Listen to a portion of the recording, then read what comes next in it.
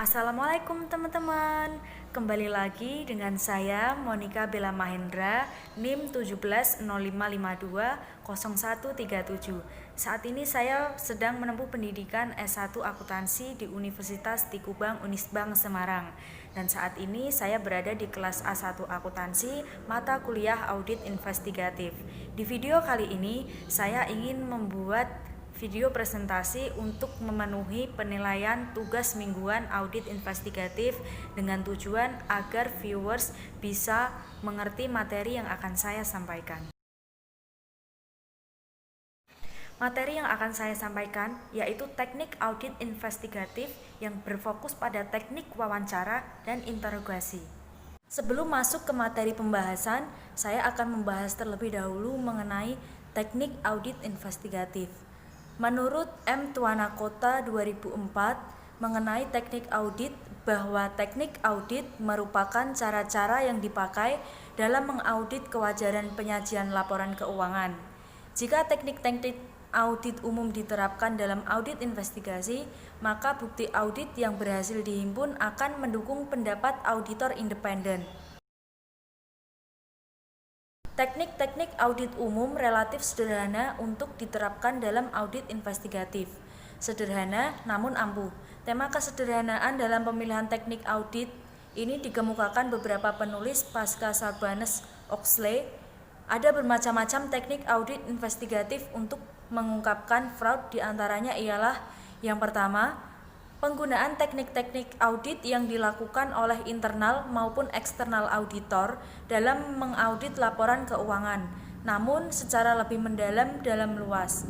Adapun teknik-teknik tersebut ialah yang pertama, memeriksa fisik, kedua, meminta konfirmasi, tiga, memeriksa dokumen, empat, review analitikal, kelima, meminta informasi lisan atau tertulis dari audite, yang keenam, menghitung kembali, dan yang terakhir, mengamati. Teknik audit investigatif yang kedua yaitu pemanfaatan teknik audit investigatif dalam kejahatan terorganisir dan penyelundupan pajak penghasilan yang juga dapat diterapkan terhadap data kekayaan pejabat negara. Teknik audit investigatif ini digunakan untuk menentukan penghasilan kena pajak atau PKP yang belum dilaporkan oleh wajib pajak dalam SPT-nya. Kedua teknik audit investigatif ini adalah network method dan expenditure method. Teknik audit investigatif yang ketiga yaitu penelusuran jejak-jejak arus uang ialah teknik follow the money.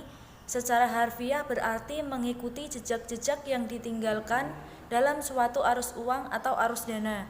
Yang keempat, penerapan teknik analisis dalam bidang hukum ialah teknik analisis dengan menggunakan rumusan mengenai perbuatan melawan hukum seperti yang diatur dalam Undang-Undang Nomor 31 Tahun 99 Jukto Undang-Undang Nomor 20 Tahun 2001 tentang pemberantasan tindak pidana korupsi.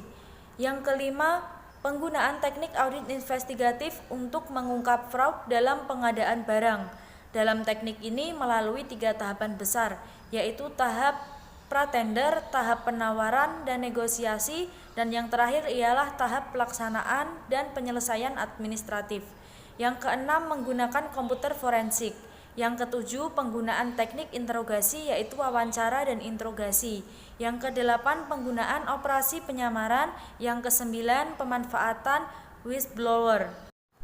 Meskipun ada 9 poin prinsip yang dikemukakan oleh M. Tuanakota, terdapat 7 teknik audit yang lazim yang dikenal dalam audit atas laporan keuangan dengan aplikasi dan contoh-contoh audit investigatif. Adapun teknik-teknik tersebut ialah yang pertama, memeriksa fisik atau disebut dengan physical examination, yang kedua, meminta konfirmasi atau confirmation, yang ketiga, memeriksa dokumen atau documentation, yang keempat, review analytical atau analytic review, yang kelima, meminta informasi lisan atau tertulis dari audite, yang keenam, menghitung kembali atau reformance, yang ketujuh, mengamati atau observation. Sebelumnya saya akan membahas terlebih dahulu tentang perbedaan wawancara dan interogasi secara singkat. Kedua istilah ini, wawancara dan interogasi, sering digunakan sebagai sinonim. Hal ini umumnya karena ketidaktahuan. Ada juga penyidik yang mengerti makna kedua istilah ini, tetapi sengaja menggunakannya secara keliru. Misalnya, untuk memberi kesan kepada majelis hakim bahwa ia tidak menggunakan kekerasan, maka ia menggunakan istilah wawancara. Padahal istilah interogasi lebih tepat menggambarkan tidak pemeriksaan atau investigasinya. Perbedaan wawancara dan interogasi. Wawancara itu yang poin pertama bersifat netral dan tidak menuduh. Poin kedua dengan tujuan mengumpulkan informasi. Poin ketiga, wawancara biasanya dilakukan pada awal investigasi. Poin keempat, bisa dilakukan dalam berbagai lingkungan atau suasana. Poin kelima, bersifat cair dan tidak terstruktur. Dan poin yang terakhir, mencatat hasil wawancara dari awal sampai akhir. Sedangkan interogasi itu bersifat menuduh dan merupakan taktik membuat pertanyaannya bukan merupakan pertanyaan. Tujuannya untuk mengetahui yang sebenarnya, apa yang sebenarnya terjadi, siapa yang melakukan, berapa jumlah atau nilai fraud, dan dilakukan pada lingkungan terkontrol, bukan di sembarang tempat. Hanya dilakukan pada saat investigator mempunyai keyakinan memadai ketika salahnya seseorang. Di sini ada dua pembahasan. Pembahasan yang pertama ada wawancara dan pembahasan yang kedua ada interogasi.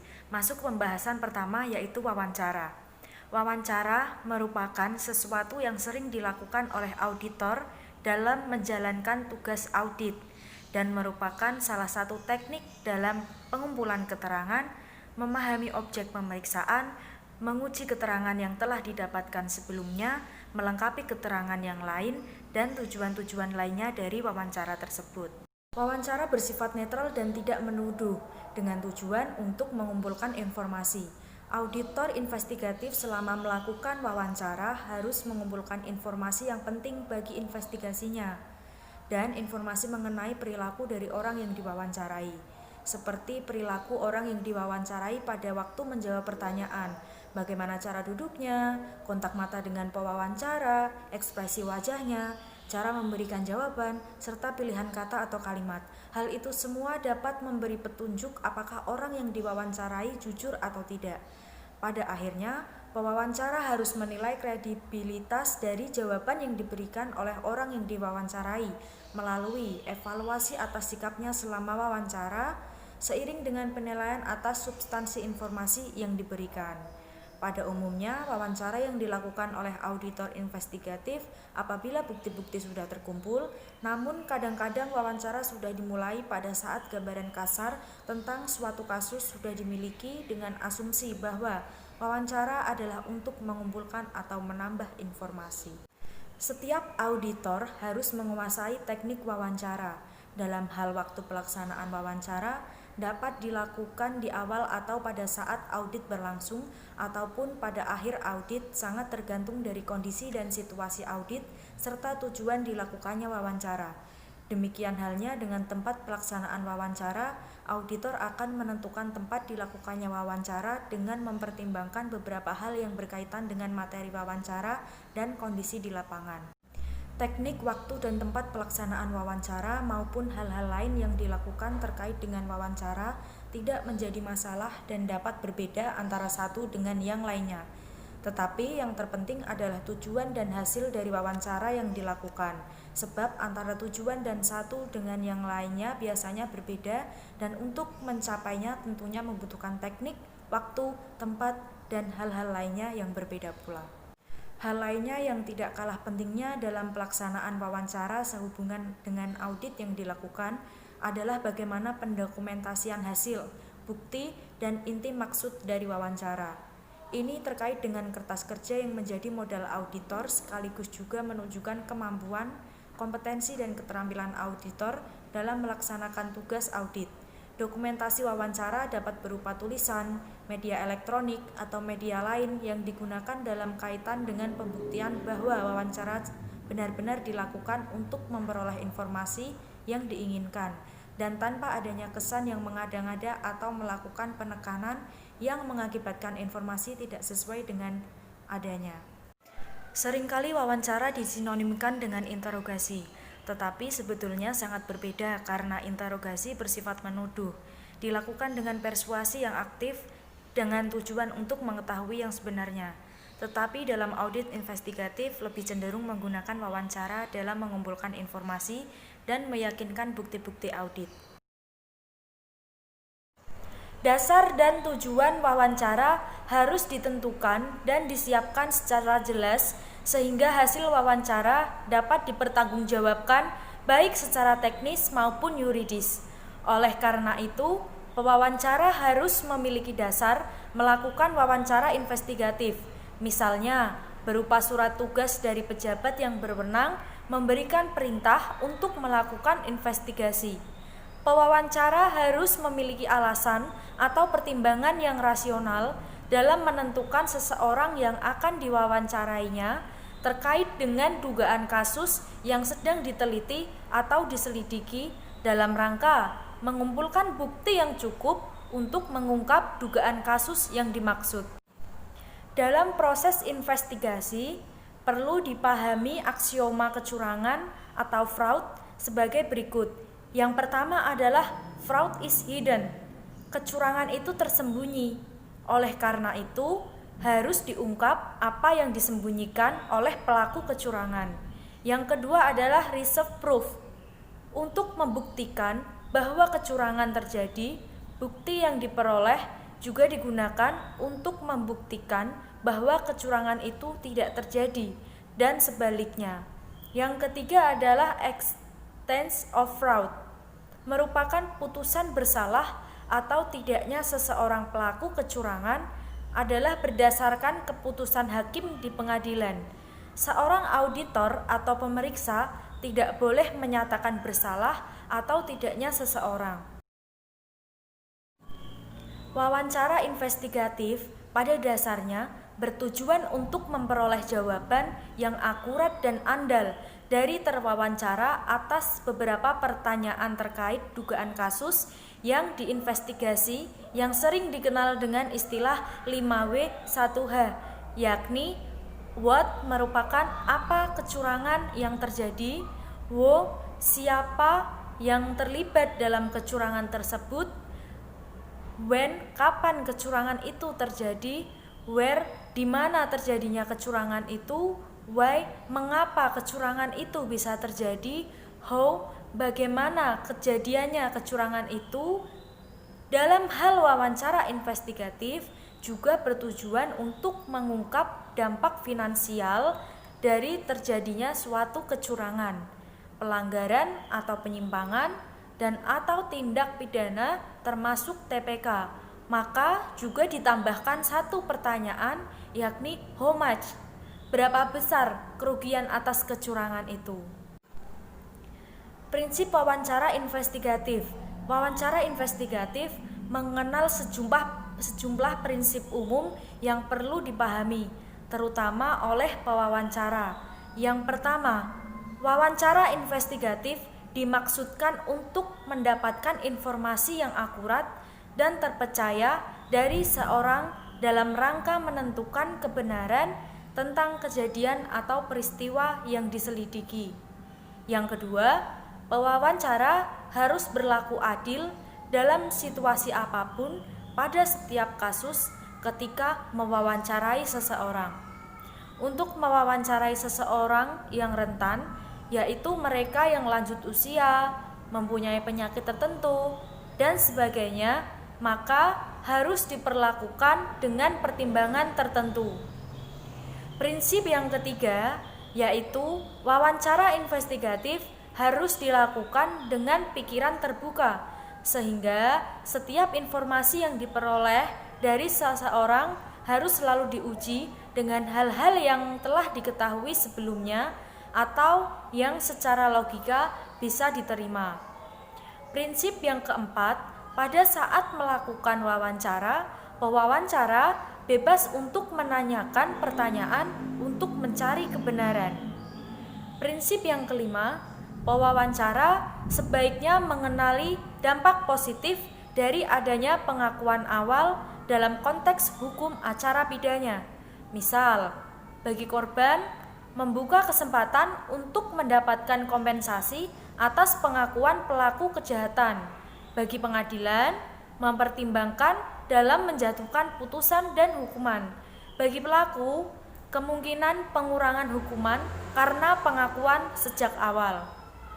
Prinsip yang keenam yaitu pewawancara tidak harus menerima jawaban pertama yang diberikan oleh terwawancara dan pewawancara harus terus menggali informasi dari terwawancara. Prinsip yang terakhir atau yang ketujuh yaitu pada saat seorang terwawancara memilih untuk diam dalam suatu wawancara, maka pewawancara tetap memiliki hak untuk mengajukan pertanyaan.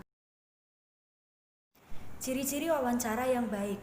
Yang pertama, wawancara dapat dilakukan pada awal investigasi. Karena tujuan wawancara adalah mengumpulkan informasi, tentunya semakin banyak informasi yang diketahui pemeriksa sebelum wawancara dimulai, semakin baik.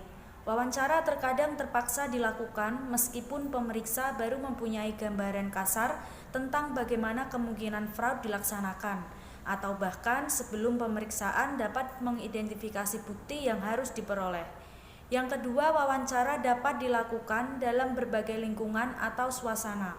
Pemeriksa terkadang mempunyai peluang menemui orang itu di kantornya atau dalam perjalanan, dari tempat makan siang, di sudut jalan, dalam mobil, dan lain-lain. Memang idealnya wawancara memiliki semua informasi belum diperolehnya. Yang ketiga, wawancara harusnya bersifat cair, tidak terstruktur, dan bisa melompat dari satu pokok ke pokok pembicaraan lain. Sebelum wawancara dimulai, pemeriksaan mempunyai gambaran mengenai informasi apa yang ingin dikumpulkannya. Namun, ia juga tidak boleh kaku. Secara kreatif, ia harus mengembangkan pertanyaan atas informasi yang diterimanya selama wawancara berlangsung. Informasi baru mungkin tidak diduga atau diharapkan. Pemeriksa juga pandai membaca suasana. Misalnya, untuk memutuskan penghentian wawancara meskipun semua informasi belum diperolehnya. Yang keempat, investigator harus membuat catatan mengenai wawancara formal yang dilakukannya. Wawancara formal adalah wawancara yang dilakukan dalam lingkungan terkendali. Mencatat mempunyai beberapa kegunaan. Bukan saja ada pendokumentasian, tetapi mencatat juga menyebabkan investigator memperlambat proses bertanya.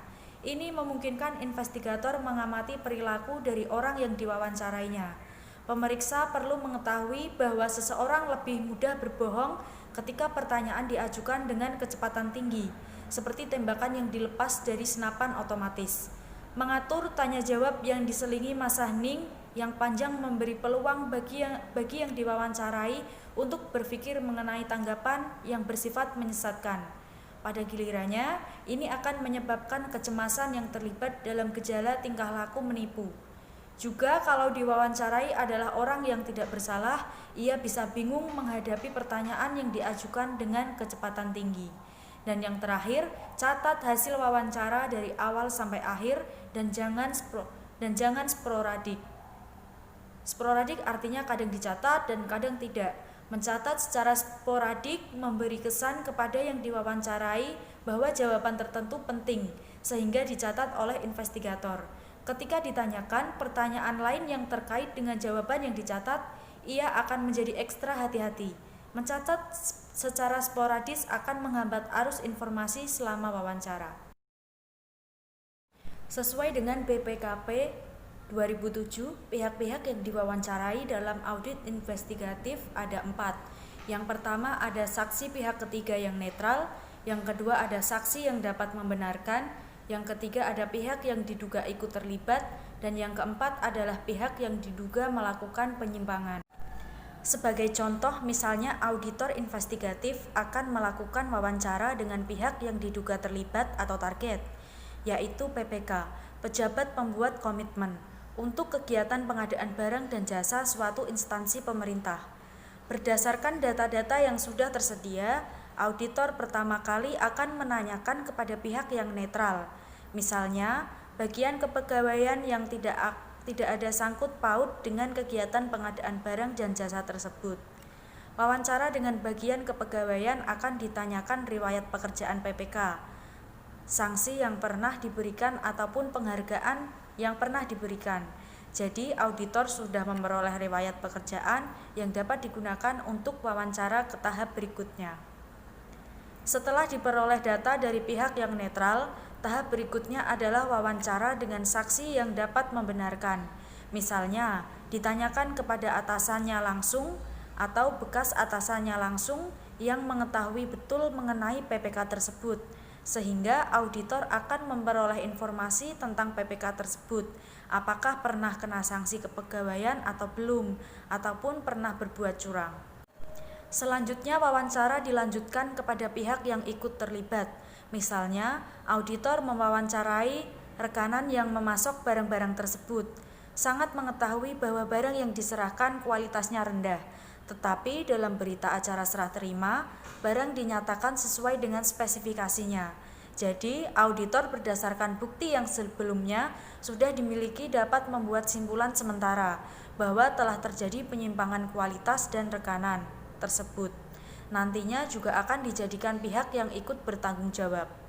Tahap terakhir dari wawancara adalah mewawancarai subjek atau target, atau kadang juga disebut dengan suspek yaitu PPK, untuk meyakinkan auditor investigatif bahwa pengadaan barang telah terjadi penyimpangan kualitas sehingga mengakibatkan kerugian negara.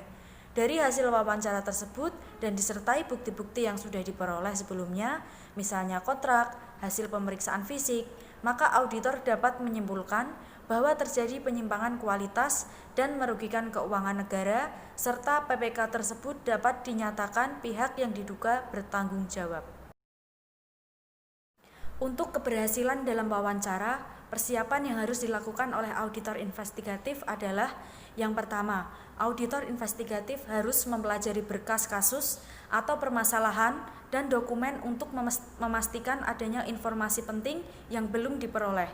Yang kedua, menetapkan tujuan informasi yang akan digali dalam wawancara. Yang ketiga, mempelajari informasi apa yang dapat diperoleh dari calon responden yang akan diwawancarai. Yang keempat, mempersiapkan catatan yang berisi poin-poin yang akan ditanyakan agar informasi yang digali tidak terlewatkan. Dan yang terakhir, mempersiapkan tempat untuk wawancara. Audit investigatif dilakukan apabila sudah terdapat indikasi adanya unsur melawan hukum dan adanya indikasi kerugian keuangan negara yang biasanya dilakukan dengan telaah 5W dan 1H. Setelah dilakukan telaah baru dimulai dengan audit investigatif dengan tujuan untuk mengumpulkan bukti-bukti atau informasi dalam rangka pembuktian atas kasus yang terjadi. Informasi harus sebanyak-banyaknya dikumpulkan karena informasi merupakan nafas dan darahnya audit investigatif. Informasi tersebut diperoleh melalui pengumpulan bukti-bukti seperti pemeriksaan fisik, dokumen, konfirmasi, prosedur analitis, dan perhitungan uang, observasi maupun tanya jawab. Semua bukti-bukti tersebut biasanya dikumpulkan dulu sebelum dilakukan wawancara. Karena kalau bukti-bukti tersebut belum lengkap, auditor investigatif belum mempunyai bekal, fakta dan atau informasi yang banyak mengenai permasalahan atau kasus tersebut sehingga sulit untuk dilakukan dengan wawancara. Setelah auditor investigatif mengetahui banyak fakta dan informasi melalui bukti-bukti yang telah diperoleh, maka tahap berikutnya adalah wawancara dalam rangka meyakinkan bukti-bukti yang telah diperoleh betul-betul bukti-bukti audit yang kompeten dan biasanya digunakan sebagai dasar penyusunan laporan hasil audit investigasi. Wawancara biasanya dilakukan untuk memverifikasi bukti-bukti audit yang sudah diperoleh dalam tahap sebelumnya. Wawancara biasanya dilakukan untuk memverifikasi bukti-bukti audit yang sudah diperoleh dalam tahap sebelumnya, sehingga dapat dikatakan wawancara merupakan teknik audit yang tepat atau jitu untuk meyakinkan auditor dalam memperoleh bukti audit investigatif. Untuk memperoleh hasil wawancara yang memadai, maka wawancara seharusnya dilakukan oleh auditor investigatif yang mempunyai karakteristik sebagai berikut. Yang pertama, orang yang mudah bergaul, berbakat, dan berinteraksi. Yang kedua, ingin membuat orang lain ingin berbagi informasi. Yang ketiga, pewawancara tidak akan menginterupsi responden dengan pertanyaan yang tidak penting.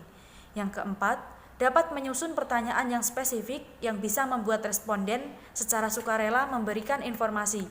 Yang kelima, menunjukkan keseriusan dan perhatian atas jawaban yang diberikan responden. Yang keenam, cara mengajukan pertanyaan tidak dengan sikap yang menyalahkan. Dan yang terakhir, pewawancara harus tepat waktu, berpakaian rapi, dan bersikap fair dalam berinteraksi dengan responden.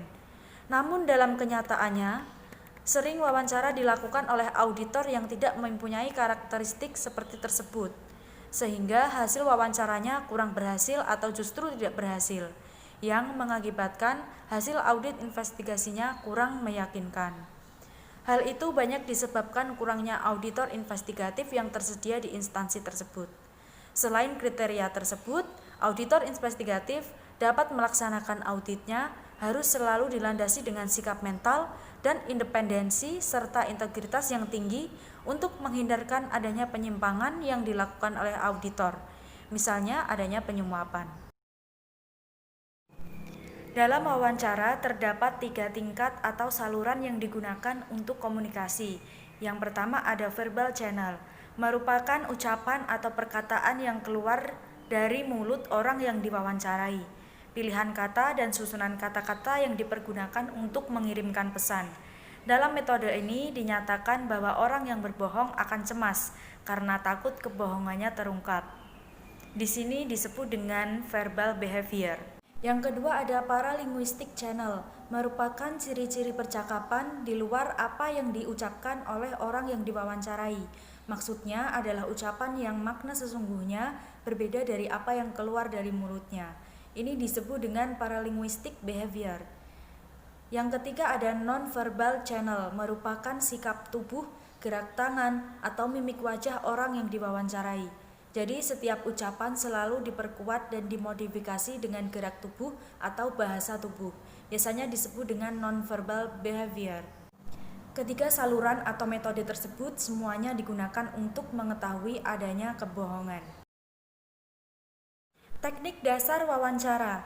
Beberapa teknik dasar yang harus dikuasai ketika akan melakukan wawancara antara lain kematangan pribadi, itu berupa sikap mental, kemampuan pengetahuan yang dimiliki, penampilan fisik, dan sebagainya. Yang kedua ada gaya dan karakter, berupa intonasi suara, tatapan mata, ekspresi wajah, kemampuan memahami situasi dan kondisi, dan sebagainya. Yang terakhir ada koordinasi dan kerjasama, yang berupa teknik improvisasi, fleksibilitas atau tidak kaku, pengalaman berinteraksi, dan sebagainya. Hal-hal yang dilakukan dalam wawancara dapat dikelompokkan dalam 4 bagian yang utama, yaitu persiapan, pelaksanaan, dokumentasi, dan analisis atau simpulan, serta interpretasi hasil wawancara. Yang pertama ada persiapan. Sebelum melakukan wawancara, apakah akan dilakukan di awal penugasan atau pada saat berlangsungnya audit maupun pada akhir audit hendaknya dilakukan persiapan-persiapan, baik dilakukan secara matang maupun hanya secara idensial saja. Beberapa hal yang harus disiapkan adalah yang pertama, pemahaman akan tujuan dilakukannya wawancara. Yang kedua, penugasan terhadap materi yang akan ditanyakan. Yang ketiga, alat dan bahan penunjang pelaksanaan wawancara. Yang kedua ada pelaksanaan. Dalam pelaksanaan, wawancara sedapat mungkin menguasai teknik, prosedur, dan situasi atau kondisi. Tidak menutup kemungkinan bahwa wawancara dilakukan tanpa prosedur yang baku ataupun ada hal-hal yang tidak diperkirakan sebelumnya. Beberapa hal yang harus diperhatikan dalam melakukan wawancara adalah yang pertama, fokus pada materi wawancara. Meskipun sesekali mengalihkan ataupun menyegarkan kembali sehingga pihak yang diwawancara tidak merasa tertekan atau terpaksa untuk memberi informasi atau tidak memberi informasi. Yang kedua ada kesiapan untuk membuat pertanyaan yang runtun dan tetap berkaitan dengan materi atau respon terhadap jawaban pihak yang diwawancarai. Di sini pentingnya improvisasi dan kemampuan mendengarkan yang baik dibutuhkan. Meskipun kendali wawancara tetap berada pada auditor. Yang ketiga, ada bersikap tidak emosional dan tetap tenang terhadap apapun jawabannya yang didapatkan dan senantiasa menunjukkan sikap yang sangat memahami apa yang dimaksudkan oleh pihak yang diwawancarai tanpa bermaksud membenarkan ataupun menyalahkan. Yang terpenting adalah mendapatkan informasi atau jawaban yang sesungguhnya tanpa dibuat-buat. Dan yang terakhir, harus mampu memahami psikologi pihak yang diwawancarai secara sekilas dan cepat untuk menentukan teknik yang dipakai dan pertanyaan yang akan diajukan. Di samping itu, senantiasa mengantisipasi kejadian ataupun sikap dan perilaku yang tidak diduga sebelumnya, dan mampu mengambil keputusan yang cepat terkait dengan kelanjutan wawancara.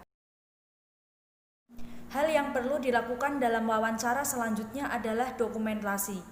Pendokumentasian hasil wawancara merupakan kunci utama dan merupakan sesuatu yang sangat berharga untuk mengungkapkan informasi yang didapatkan. Demikian halnya analisis terhadap kemungkinan-kemungkinan digunakannya dokumen atau bukti wawancara tersebut sebagai bahan pembuktian suatu masalah yang akan diungkapkan. Beberapa hal yang senantiasa diperhatikan dalam pendokumentasian. Yang pertama, bukti wawancara harus asli dan tidak direkayasa atau dimanipulasi. Bila perlu, pencantuman tanda tangan dari pemberi informasi harus diverifikasi sesuai dengan kartu identitasnya. Yang kedua, bila menggunakan media elektronik berupa rekaman suara atau gambar, sedapat mungkin mencantumkan tanggal wawancara dan untuk pengambilan gambar, lokasi sekitar wawancara dimuat dan tidak hanya wajah dari pemberi informasi. Yang terakhir, fisik dari dokumentasi hasil wawancara harus disimpan di tempat yang aman untuk menghindari kehilangan atau berubahnya wujud dari bukti dokumentasi tersebut. Hal yang perlu dilakukan dalam wawancara yang selanjutnya yaitu analisis atau simpulan dan interpretasi hasil wawancara. Dalam menganalisis atau menarik kesimpulan ataupun menginterpretasi hasil wawancara harus teliti, objektif, lengkap, dan akurat, sehingga dapat digunakan sebagai bahan informasi atau pembuktian terhadap masalah yang ditanyakan. Manfaat melakukan wawancara sebelum interogasi. Investigator seringkali melakukan interogasi meskipun ia tidak punya bukti atau petunjuk untuk menuduh seseorang, dan keputusan untuk menginterogasi orang itu didorong oleh keinginan untuk mencari bukti. Umumnya interogasi semacam ini dilakukan sekedar karena investigator mempunyai persepsi bahwa orang itu mempunyai perilaku aneh. Padahal untuk menentukan seseorang berperilaku aneh, wawancara yang bersifat tidak menuduh merupakan sarana yang lebih baik dari interogasi. Selain nilai behavior information dari suatu wawancara, juga ada investigative information. Investigative information ini sangat diperlukan ketika wawancara akan ditingkatkan menjadi interogasi. Namun, investigator sering tergoda untuk mengambil jalan pintas, mengabaikan wawancara, dan langsung melakukan interogasi. Pendekatan ini sangat tidak disarankan karena bersifat tidak menuduh dalam wawancara, memungkinkan investigator membangun hubungan saling mempercayai dan menghormati yang mungkin dibangun dalam suasana dan sifat menuduh yang melekat pada interogasi. Yang kedua, selama wawancara, investigator seringkali mengorek keterangan penting mengenai tertuduh yang sangat berharga sewaktu melaksanakan interogasi. Tidak ada jaminan tertuduh akan mengaku bersalah dalam proses interogasi. Padahal kalau ia diwawancarai terlebih dahulu dan memberikan keterangan palsu selama wawancara, investigator dapat menggunakan keterangan dari hasil interogasi yang mengungkapkan kebohongannya. Hal ini membawanya lebih dekat ke arah putusan pengadilan yang menyatakan ia bersalah. Ada keuntungan psikologi bagi investigator ketika ia melakukan wawancara sebelum interogasi. Agar interogasi berhasil, tertuduh harus mempercayai investigator bahwa ia objektif. Objektif di sini artinya adalah tidak memihak dan jujur. Ini akan lebih mudah dicapai apabila investigator menawarkan kesempatan kepada tertuduh untuk menceritakan yang sebenarnya melalui wawancara. Masuk ke pembahasan yang kedua yaitu interogasi. Interogasi merupakan suatu upaya yang dilakukan oleh pihak tertentu untuk meminta keterangan kepada seseorang menyangkut kesaksian orang tersebut terhadap pihak lain dan atau dirinya sendiri mengenai suatu aktivitas yang melibatkan pihak lain tersebut dan atau dirinya sendiri. Orang yang melakukan interogasi disebut dengan investigator. Sebelum melakukan interogasi, investigator sudah harus mengetahui secara mendalam semua investigatif informasi yang relevan tentang suatu kejahatan tersebut, termasuk informasi dari saksi-saksi, informasi mengenai bagaimana kejahatan tersangkanya terungkap, informasi latar belakang mengenai tersangka yang akan diinterogasi. Dalam melakukan interogasi, berbagai macam trik dan metode diterapkan oleh si investigator, mulai dari penampilan dan sikap yang kadang lebih mirip algojo ketimbang hamba hukum, sangar dan bengis, trik yang menjebak, menggiring opini, menyudutkan yang diinterogasi, memaksa, menyiksa, sampai cuci otak.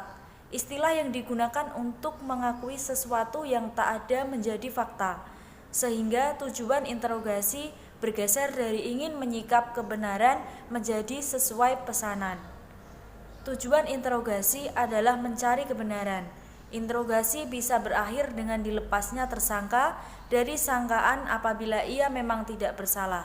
Sukses dari suatu interogasi tergantung pada kejelian investigator untuk mengenali situasi sehingga ia menerapkan prosedur yang tepat untuk langkah yang sedang dijalani. Pertanyaannya tepat dan cerdas, serta momentum dan dinamika dapat dipertahankan. Interogasi hanya dilakukan sesudah investigator mempunyai keyakinan yang memadai mengenai salahnya seseorang. Investigator harus mempunyai alasan untuk percaya bahwa seseorang telah berbohong. Interogasi juga sering berakhir dengan pengakuan bersalah oleh pelaku. Keberhasilan interogasi diwujudkan dalam pengakuan bersalah, melainkan dalam mengetahui siapa yang sebenarnya bersalah. Terkait dengan interogasi, auditor internal pemerintah tidak memiliki kewenangan untuk melakukan interogasi. Namun dengan metode, tujuan, dan teknik-teknik interogasi biasanya secara tidak langsung juga sering dilakukan. Namun dalam kondisi yang tidak formal, layaknya interogasi yang dilakukan oleh penyidik. Meskipun tidak ada aturan yang melarang atau membolehkan untuk melakukan interogasi, auditor menganggap hal ini dapat dilakukan sepanjang untuk mencapai tujuan, memperoleh informasi, dan mencapai tujuan audit yang dilakukan. Auditor dapat memperoleh bukti dan pengakuan tersangka yang terkait dengan fraud tanpa perlu melakukan kekerasan dengan melakukan wawancara dan interogasi yang baik. Oleh karena itu, sangat dianjurkan untuk para auditor harus mengetahui tentang wawancara dan interogasi yang akan dibahas.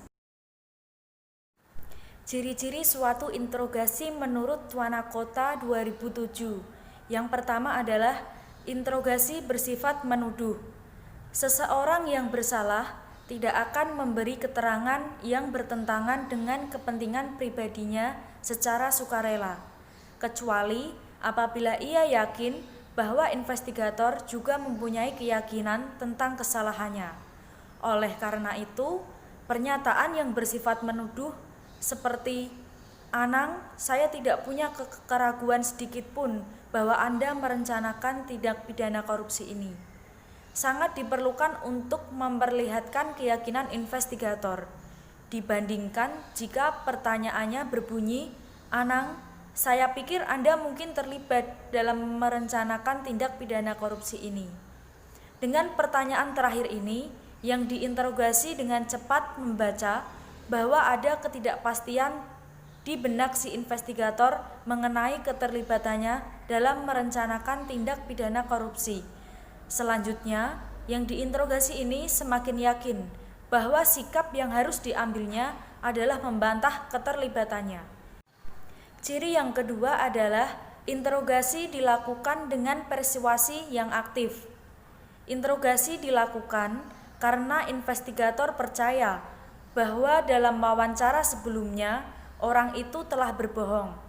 Kalau interogasi dilakukan dengan cara bertanya dan bertanya terus, sangat tidak mungkin investigator akan mendapatkan keterangan yang berisi kebenaran untuk membujuknya menceritakan kebenaran.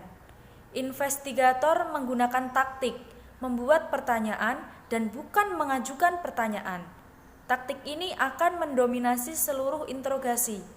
Sebelum seseorang mengaku bersalah, pertama, ia harus bersedia mendengar pertanyaan-pertanyaan yang dibuat investigator. Ciri yang ketiga, yaitu tujuan interogasi adalah mengakui yang sebenarnya. Artinya, apa yang sebenarnya terjadi, siapa yang sebenarnya melakukan, berapa jumlah atau nilai fraud sebenarnya, dan seterusnya. Ada persepsi bahwa tujuan interogasi adalah mendapatkan pengakuan bersalah. Ini keliru. Contohnya, seseorang sedang sial. Ia dikira berbohong dalam wawancara sebelumnya. Karena itu, selanjutnya ia harus diinterogasi. Setelah diinterogasi, baru ketahuan ia tidak bersalah. Dalam hal ini, investigator seolah-olah gagal mendapat pengakuan bahwa orang itu bersalah. Namun, ia sebenarnya berhasil. Interogasi mengungkapkan kebenaran bahwa orang yang dicurigai ternyata tidak bersalah. Ciri interogasi yang keempat, yaitu interogasi juga sering berakhir dengan pengakuan bersalah oleh pelaku. Pada contoh ini, keberhasilan interogasi bukan diwujudkan dalam pengakuan bersalah, melainkan dalam mengetahui siapa yang sebenarnya bersalah. Ciri yang kelima, yaitu interogasi dilakukan dalam lingkungan yang terkontrol atau terkendali, bukan di sembarang tempat. Taktik persuasi yang digunakan memerlukan lingkungan yang ada privasi, tidak terganggu orang yang lalu lalang, dan bebas dari halangan lain, seperti contoh suara bising tempat umum. Ciri interogasi yang keenam, yaitu interogasi hanya dilakukan sesudah investigator mempunyai keyakinan yang memadai mengenai salahnya seseorang. Investigator harus mempunyai alasan untuk percaya bahwa seseorang telah berbohong. Alasan ini mungkin berupa perilakunya selama wawancara, keterangan yang berubah-ubah sebagai tanggapan atas pertanyaan yang sama, adanya petunjuk bahwa ia berbohong, dan lain-lain. Interogasi tidak boleh digunakan sebagai alat atau cara utama untuk menilai jujur atau tidaknya seseorang. Penilaian ini seharusnya dapat dicapai dalam wawancara yang bersifat tidak menuduh. Ciri interogasi yang terakhir adalah investigator tidak boleh membuat catatan sampai sesudah tertuduh menceritakan yang sebenarnya dan berketetapan hati untuk tidak bersingut dari posisi itu. Membuat catatan terlalu dini akan mengingatkan tertuduh bahwa keterangannya akan mencurigai dirinya. Bahkan, para pakar menyarankan bahwa bukan saja catatan yang dibuat sesudah tertuduh sepenuhnya mengakui apa yang sebenarnya terjadi. Pengakuan itu juga harus disaksikan investigator lain. Barulah setelah ada pengakuan yang disaksikan investigator lain, investigator mendokumentasikan pengakuan tersebut dan segala perincian dari pengakuannya. Langkah-langkah saat interogasi yang pertama adalah direct positive confrontation. Pada awal interogasi, tersangka mengamati investigator secara seksama. Ia menilai apakah investigator yakin bahwa ia bersalah. Tanpa keraguan sedikit pun, investigator menembakkan sangkaannya secara langsung dan mengkonfrontasi tersangka secara tegas. Yang kedua adalah interrogation theme. Tersangka yang bersalah sudah membuat atau mencari pembenaran sebelum atau ketika ia melakukan kejahatan. Pertanyaan investigator yang berisi tema tertentu langsung ditangkap tersangka yang bersalah. Tema-tema itu biasa berupa keadaan keuangan terdesak, manusia lain, atau keadaan sebagai kambing hitam. Yang ketiga adalah Dangling Daniels. Bagi investigator, tidak mudah mendapat pengakuan dari tersangka.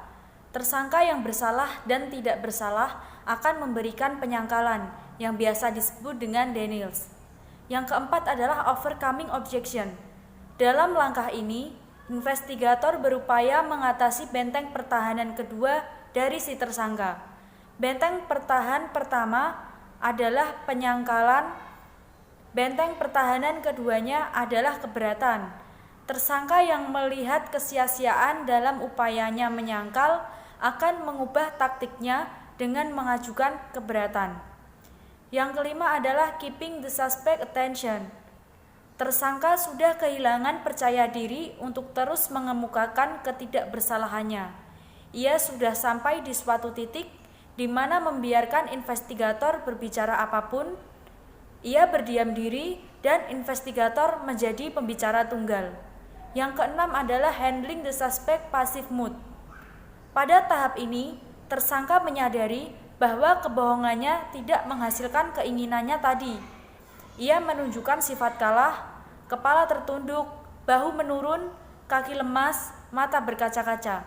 Mentalnya berada pada titik terendah. Perubahan ini mengisyaratkan adanya pergolakan di dalam batin tersangka untuk menceritakan kebenaran. Yang ketujuh adalah presenting the alternative question. Merupakan puncak dari pengembangan tema interogasi.